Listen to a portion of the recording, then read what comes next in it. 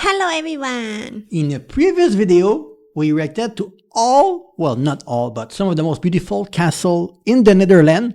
And you remember, Suji, you were asking, why it's all on the water? Yes, Yeah, because and a lot flat. a lot of them look like they were easy to invade, but you told us one of the reasons why it's not easy to invade is because it's flooded a lot. So historically, there's a lot more water than what you see in the video. Like it's all flooded. It's difficult to reach this. And once you reach this, those castle, like the wall, they are hard to penetrate. Like it's tall. It's hard to go inside. And one of you suggested this video about why they have so few castles, and apparently it will answer all of our questions. So I was very happy. And this YouTube channel mapped out, they only have 2 videos, and this one blew out a few days ago, 67,000 views, already 800 or subscribers, so they will get monetized soon. So this means that this video is probably quite good. So please go show some love to the original creator because he's gonna hit monetization very, very soon. Yes.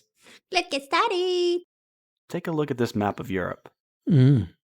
Germany has more than 25,000 castles in ruins. Belgium has around 3,000. France? Closer to 45,000 if you count all the grand chateaus. Now take a look at the Netherlands. Only about 600 or 700 left. Oh, left. I've lived here for a while and I've always found it a little puzzling. You cross a border into Belgium or Germany and castles are everywhere. But Yeah. they're more rare. Historians think that there were once around 1,200 to 1,300 castles across the Netherlands, which Whoa. means roughly half have disappeared. So where did they go? And why didn't the Dutch keep them the way their neighbors did? It's not like the Netherlands doesn't care about their history. The country protects windmills, canal houses, and churches. But castles? Hardly any. So today Yeah, we're gonna look. Maybe they just wanted to modernize and they didn't want to spend money rebuilding the castle. And instead they just wanted to give back to their citizens and create the best bike system in the world. Because if you go to the Netherlands, there's more bike than people, and the bike system, you even have underground parking for the bike. So they put the money in good use, I guess. They had to make choices, right? People always ask, where's the money come from when you make a change? Well, they decided to not put it into rebuilding a castle and instead putting it back into their citizen. I mean, I'm just guessing. I don't know. to solve that mystery. Why a country that once had more than 1,000 castles decided collectively to stop being a castle country. And the answer reveals something deeper about the Dutch way of thinking. Let's map it out. Alright, to figure out why the Dutch castles disappeared, we first need to understand how they were different from the start. Look at the Netherlands compared to its neighbors. Germany has mountains and deep river valleys. Belgium has soft rolling hills. But the Netherlands? Almost completely flat. Flat. Kinda like a Dutch pancake flat. And it's not just flat though, it's flat and soggy. Half of it used to be underwater. Oh. Now this geography shaped everything. Whoa. A typical German castle usually sat on a hilltop with walls up to 2 meters thick, designed to withstand massive siege armies with catapults and battering rams. A Dutch castle? Built on flat ground, surrounded by water, with walls barely 60 centimeters thick. Look, I'm sorry that I said that it was easier to invade in the last video. I still feel like it is because, yes, if it's flooding and you cannot reach the castle, and yes, it's difficult to reach it, but I feel like when we react to castles from other countries, they have huge, thick, like big fortified wall around their castle, almost like fortress. And then this one, like, I feel like in a way it's easier, but maybe it's more tricky than it is when it's flooding. I don't know. Why? I trust you guys, okay? Because the Netherlands didn't face massive armies very often in those times. That's what I said, and that's what I said, and you guys argue in the comment. Maybe it's wrong too. I don't know. Medieval Dutch warfare was smaller scale. Think a few mounted knights and dozens of farmers with pitchforks. So the Dutch leaned into what they had: water. They built waterbergten, or moated castles where the moat was the real defense. A 4-meter wide ditch filled with muddy water could stop attackers long before they reached the walls. So the water is muddy. Okay, so because I was like, oh, just swim. It's like 10 seconds. But if it's like, you know how it's hard sometimes to walk in the sand if you're falling? Maybe the water, it's very hard to move inside. So maybe it's like, it's the equivalent of a big barrier and you really cannot cross it. Hey, just thinking. Yeah. And yes, I will probably be butchering my Dutch pronunciation of some of these terms and cities later. Sorry. But the Dutch took this water defense strategy even further. Instead of building more castles, they built water lines. Entire regions that could be deliberately flooded to stop invading armies. This was the Dutch water line, used successfully from the 1600s through World War II. By opening the right water gate, they could flood huge areas to just the right depth. Too deep for soldiers to walk, too shallow for boats. Oh my god, March love an army it! through It's sad. Huh? They did that. They literally flooded their country so that the attacker cannot reach them. It's sad. No, it's not. But it's sad. No. There's people living there, the villager that still are flooded Well, themselves. you need to tell your villager and you not even lost your army at all. If you do that. Yeah. But I mean, one of the reasons why there's not as many castles is that they have changed their structure now. Yeah. So they don't need that anymore. That's so smart. soup.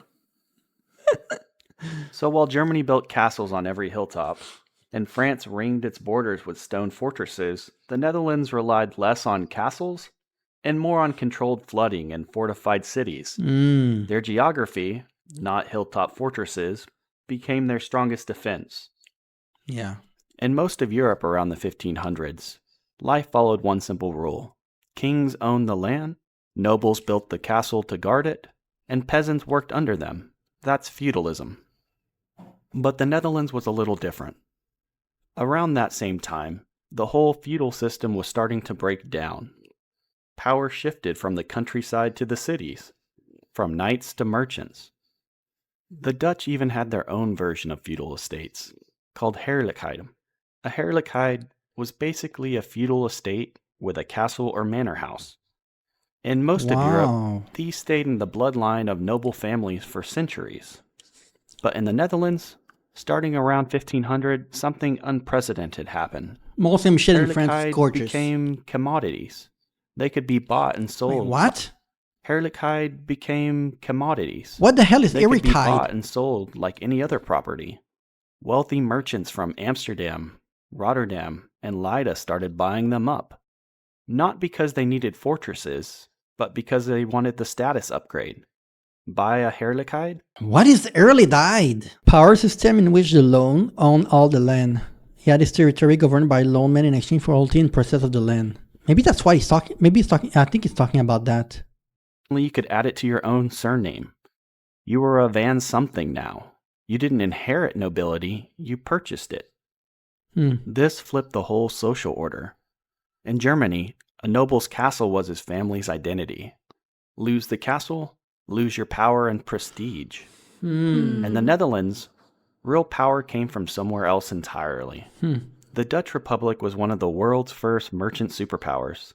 The VOC, the Dutch East India Company, was the most valuable company in history. Yeah. Fortunes were made on ships sailing to the East Indies, in Amsterdam's warehouses, and at the stock exchange, not on rural estates. The Dutch Republic wasn't even ruled by a king for most of its existence. It was governed by regents, a political class of wealthy merchants. These people had no ancestral attachment to their castles. To them, a castle or manor was an investment property, a status symbol, maybe a pleasant weekend retreat. By the 1600s, the whole system was merging. Old noble families were marrying their daughters off to wealthy merchants for cash dowries. Everyone was trading something, name, lands, or both. The old feudal order was dying, and with it, the romantic attachment to castles. Jesus, this is like the evolution of capitalists. And then they had also the flower, right? There was a boom. What is it? The tulip? Oh, tulip. When they were trading tulip, remind me of that. Now they're going to tulip and the gigantic failure. People This became too cultural greedy. difference is crucial it's to coming. understanding what happens next. Because when wars came, when castles became expensive, when revolutions swept through Europe, The Dutch made very different choices than their neighbors. By the year 1500, castles all across Europe were becoming obsolete. Two big inventions killed them. First, gunpowder. Those thinner Dutch castle walls that worked fine against arrows? Well, a cannonball went through them like they were made out of stroopwafel. Stroopwafel. We eat that, by the way. It's delicious. I said that. But maybe because most of the war were before that, so there was no way to reach the castle. But I said that if you attack them with those cannons, there's no way that the castle will survive because there's no wall protecting in front. Yeah, Yeah. what? Castle warfare had become fortress warfare, requiring completely different designs. Now, if you wanted real protection, you needed low, thick, sloping walls packed with earth. This What is in we the now Netherlands. call star forts. You end up seeing a bunch of these all across the Netherlands. Huh? The second killer was politics. As kingdoms got stronger and more centralized, the endless mini wars between local nobles started dying out. You didn't need your own fortress anymore because a national army was doing the job for you. So Dutch castles went down three main paths. Some became proper state fortresses, military outposts run by the government, like Maudersloot and Loevestein. Others were turned into pleasure estates. The moat stayed, but mostly for decorations. Towers got windows. Defense was out, and luxury was in. And then came the merchant version, the fake castle. Rich traders wanted to look noble, so they built brand new castle-style country houses. These places never saw a sword in their lives. Places like Kannenberg and Haus de Linschoten were built after castles were obsolete. They were never meant for defense. They were stage sets, showing off the owner's wealth and taste. So by 1600, the age of castles was over, but the buildings themselves were still standing. Which brings us to the question, if they weren't being destroyed in siege warfare anymore, then why did half of them disappear? Buildings don't just vanish, they have to be destroyed. Yeah. And in the Netherlands, destruction came in waves. It starts with a familiar friend/enemy in the Netherlands, water. In 1421, the St. Elizabeth's flood devastated the lower part of the Netherlands. There were many St. Elizabeth's floods in the Netherlands, so the year is needed for Saint context. Elizabeth. It destroyed the Grote Hollandse Voort, a farming district which has never been fully restored. Jesus. Entire villages disappeared underwater. Damn. How much flooding do you need to sink the castle and sink the whole village? I mean, the building back then were not strong, but the castle were strong. The flood, completely flood. Yeah. It's crazy. Castles like Merwede Lot and of Dordrecht water. were heavily damaged and left in ruins. But instead of rebuilding, locals did something very Dutch. They recycled it. They treated the ruins like a quarry. Brick by brick, the walls of Merwede became building materials for the Grote Kerk in Dordrecht.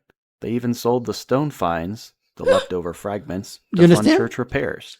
He used the debris from the previous castle to build other building. That's what he's saying. So they Yeah. recycle the building instead, because he said we really don't have we don't have any use for the castle anymore. I mean, the land is more valuable, right? So they build things that it's more modern for what they need. Smart. It was practical and resourceful at the time. And then came the 80 Years' War, the long revolt against Spanish rule. This wasn't just any war. It was a struggle for independence, for religious freedom, for the very existence of the Dutch Republic. Now imagine you're a Dutch commander, with not enough troops to garrison all the castles. You've got two options. Let the Spanish garrison your castles, or demolish them yourselves. The Dutch picked demolition. Entire fortresses were blown up by their own side. It was ruthless, Wow. but it kept those strongholds from turning against them. I guess it's smart. Fast forward to 1672, known as the Rampjaar, the disaster year. France's Louis XIV invaded, with about 120,000 soldiers. The Dutch were outnumbered and outgunned. They fell back on their ultimate defense, the water lines. They opened the gates and flooded the land to knee depth. deep enough to slow soldiers, shallow enough to strand boats. The French advance Wait, stopped. this is so crazy because I think of like why Canada is so hard to invade, right? It's because it can get so cold during the winter, right? Same with Russia. And then you think of the country in the Netherlands, it's not because it's cold. We are gonna flood you. I never thought about that, but it's so smart. Like that's what they have, water, so they use the water. I mean, Yeah. I And never. then they fight the water for themselves. Water is their enemy and their friend. Yeah, when you told us that in the comment, I didn't understand, but now I understand. It's like it's using nature in a very interesting way, just like people use snow in cold country, Cold. Meanwhile, the Dutch followed a scorched earth policy. They destroyed castles, bridges, mills, anything that might help the invaders. Valkenburg Castle was blown up by Willem III after driving out the French, so no one could ever use it again. Egmond Castle met the same fate. I Many don't other get it. You strongholds don't get it followed. too. Think about what this means. The Well, Dutch decided- it's not just that. It's that if Spain or France take the castle, after that they can just hide in the castle and they kind of own the area in a Yeah. way. So now they cannot hide anywhere if the castle doesn't exist. decided their survival was more important than their architectural heritage. While the French carefully preserved their chateaux and the Germans protected their strongholds, the Dutch were blowing up their own castles and flooding the land. A century later came the final blow to feudalism, the Batavian Revolution of 1795. French revolutionary armies marched in, and suddenly liberty, equality, and fraternity was the national slogan in the Netherlands. Feudalism was out, democracy was in, and castles were the symbols of everything people wanted to bury. Take the Valkhof Castle in Nijmegen, for example, one of the oldest in the country. Charlemagne of the Holy Roman Empire stayed there. Emperor Frederick Barbarossa rebuilt it. It was practically a national monument at the time, but it sat on provincial land, and maintaining it was expensive. Rival cities like Arnhem and Tiel saw it as a reminder of Nijmegen's old imperial status. In the new revolutionary order of equality, that had to go. So when the Assembly for the province met in September of 1795, they voted to demolish it. Why demolish something that old and famous? The simple answer is money. The walls were built from tough stone, and when ground up, that became trass, a valuable ingredient for masonry mortar. The province sold the material for profit. Sadly, the city of Nijmegen didn't even get a share. Today you can walk the Valkhof Park and still see the small Nicholaskapelle and the ruins of Martinskapelle, but the rest is gone. So funny. One of the Well- most important imperial sites in the Netherlands was recycled for building material. And this wasn't unique. Across This is a philosophy that in 2025 they still use. Because we reacted to the video why the Netherlands is so well designed, right? Yeah. About the bike and everything. And the philosophy that they had back then, in that he explaining, they still have in 2025. The value for the money, a little bit the greater good. It's a little bit of socialism in a way. the Netherlands in the Revolutionary Which is period, good. castles were demolished. Some for strategic military reasons, some because they were falling apart and expensive to maintain, but many because they represented that old feudal order. And in the Merchant Republic embracing revolutionary ideals, that made them disposable. And here's what's crucial. There was no mass movement to save them, no noble family rising up in defense of their ancestral seat. Why? Because as we discussed, most of these castles weren't owned by an ancient noble family anymore. They were owned by merchant regents who bought them as investments. And when the revolutionary government said, "We're demolishing this," the merchants did what merchants do. They calculated the cost-benefit and moved on. But It's so war alone doesn't pragmatic. explain the full story. Because even after the wars ended, castles kept disappearing. And the reason is simple. In a merchant society, everything has a price. Medieval castles weren't just priceless monuments at the time. They were valuable stockpiles of construction material. Tough stone, bricks, timber, roofing, iron fittings. All of it could be salvaged and sold. Each ruined fortress was basically a hardware store waiting to be dismantled. We already mentioned Mervede Castle becoming material for the Grote Kerk, but it happened elsewhere. Balkoff's tough stone was ground into trass and sold across the province for mortar. House de Leyva was demolished around 1819, and its gatehouse survived only because a farmer built his barn into it. And this continued into modern times, when archaeologists excavated Schroenbroek Castle in Apeldoorn in the 1990s. They salvaged the medieval bricks and used them to construct a replica 14th century building at Archeon Historical Theme Park. Even in the 20th century, why let perfectly good bricks go to waste? Now let's try to think like a 17th century merchant. You own a Heredichheid, a nice estate with an old castle on it. Option 1. Maintain it. That means specialized craftsmen, constant repairs, and expensive materials. Option 2. Demolish it. Sell the materials, and build a comfortable modern house with windows that open and heating that works. If you care about your return on investment, that's an easy decision. Now compare this to Germany or France. There's an old castle that was part of the noble family's identity. You couldn't just demolish your ancestors' home. It would be a betrayal of your lineage. But in the Netherlands, where merchants had just bought these properties as investments, no emotional attachments, just economics. True. This is why there's no Dutch equivalent to Ludwig II's building fantasy castles in Bavaria, or French nobles carefully preserving Damn, they are their taking chateau. so much shit. The Romantic Well, it's been movement that pragmatic, swept right? Europe in the 1800s did reach the Netherlands. That's why the That's when Netherlands is doing castles so like well Thar in were 2025. I mean, By the time people started caring about heritage, half the castles were already recycled into something else. So now, if half the castles were destroyed, what about the half that survived? Why did these 600 to 700 make it when so many others vanished? The castles that survived usually did so location, for too. a very specific reason, and these reasons tell us a lot about Dutch priorities. First, some survived because the state still needed them. Castles like Moudersloot, Lovelstein, and Radboud were rebuilt or converted into proper fortresses. They guarded key rivers or coast, so they stayed on the government's payroll. yeah, They had location. strategic value, so the state maintained them, not for their historical significance, but because they were useful. A few castles lived on because their owners could afford them. Wealthy families in Heeswijk, Doorwerth, and Hoensbroek kept their estates in good repair, often turning them into comfortable homes. These weren't medieval fortresses anymore. They were country mansions with moats.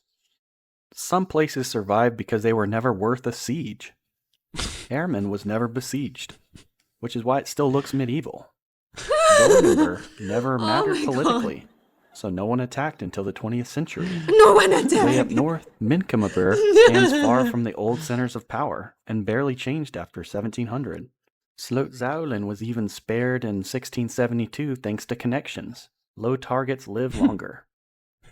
And finally, there are the ones that were rebuilt in the 1800s, when Europe rediscovered its love for the Middle Ages. Romanticism swept through the Netherlands, and suddenly castles were fashionable again. De Haar is the best example of this. Castle de The medieval castle had been a ruin for centuries until 1892, Wow. when the Van Zuylen family hired architect Pierre Kuipers, the guy who designed Amsterdam Central Station and the Rijksmuseum. Oh. What you see today isn't the original medieval structure. It's a late 19th century fantasy of what a medieval castle should Yeah. look like. Pretty. Yeah. Beautiful, impressive, but more Disneyland than authentic history. Today, the surviving castles serve every purpose you can imagine. Some, like Moudersloot, are museums. Others are hotels, restaurants, or government offices. A few are still private homes. The rest are Damn. romantic ruins, kept stable Quite enough for scary. tourists to take photos, but not much Yeah. else.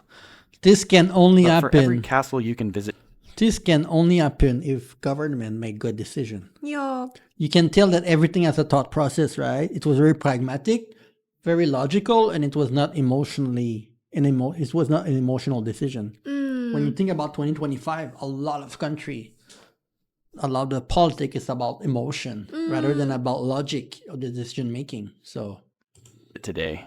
There's another one that exists only in paintings or old drawings. The website castles.nl even has a lost castle section filled with paintings of fortresses that no longer exist. The artists sometimes exaggerate or guess at what they look like, so even our memories of them are a little blurry. What's left of the medieval Netherlands is a patchwork, some authentic, some rebuilt, some remembered only in art.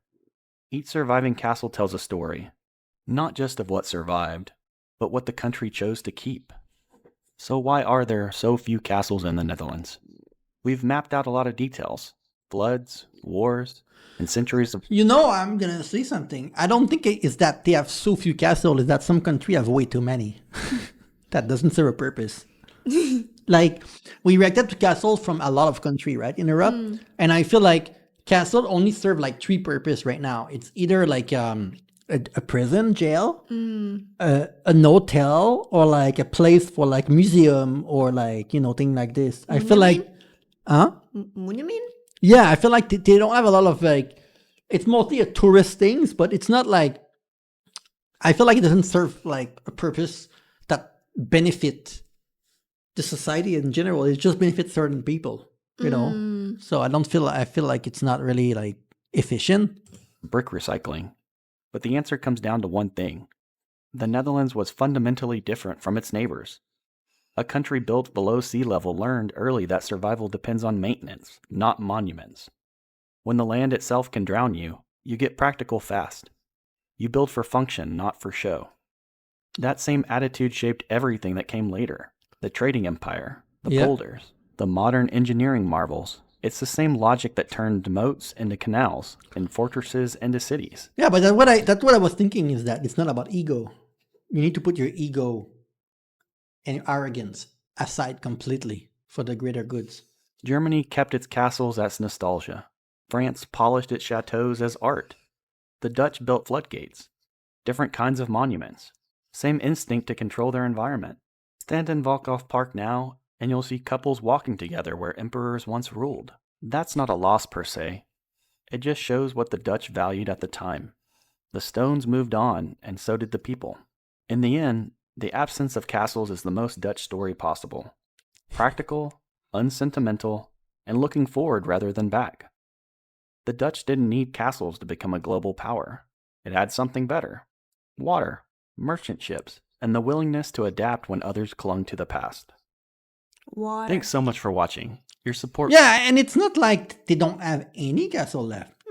They still have a lot of castle and a lot of museums that people can go to watch the past. It's just that they didn't keep all the castle at all costs if it was not benefiting the country. Yeah, it's good. Yeah. It's the example for move on. Well, unfortunately, the world we live in, it's not a lot of countries that follow that principle, actually. Even in Yeah. Europe, by the way. Yeah, so anyway, it was a very interesting video.